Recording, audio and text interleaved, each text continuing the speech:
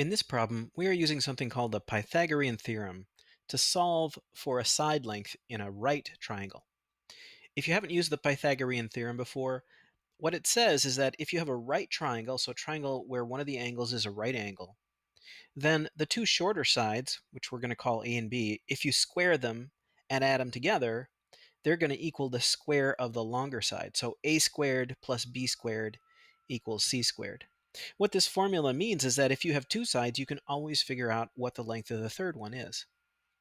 It's really important that you have C in the right place on your triangle and in your formula. It's called the hypotenuse, this longer side of a right triangle. And if you're not sure which one is the C side, it's the longest one, or if you can't quite tell, it's the one that's opposite of the right angle. So here's our right angle, here's the side opposite the right angle, that's C. So in this diagram, the x side is the one that's opposite of the right angle. That's our hypotenuse. And that's the one we're trying to find here because it's got an x in there. If we were to use our Pythagorean formula here, a squared plus b squared equals c squared, what we'd want to solve for is c. I can take these other two numbers and put them in for A and B, and it doesn't really matter which one I put for A or which one I put for B. C is the important side to have in the right place. A and B you can switch around as you like. So I'm going to write this as 12 squared, that's my A squared, plus 5 squared equals C squared.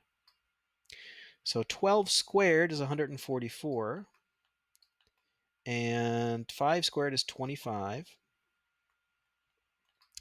And that equals c squared. So 144 plus 25, that's 169. And that equals c squared. And then to solve for c, this is c squared, I have to take the square root to get c. So we'll take the square root of both sides. And the square root of 169 is 13. So this side length is 13. If you're solving for the hypotenuse and you end up with a number that's shorter than one of the other two sides, you know you've done something wrong. So that's something to check for. This hypotenuse is always the longest side in a right triangle. So that's a little bit of work with the Pythagorean theorem.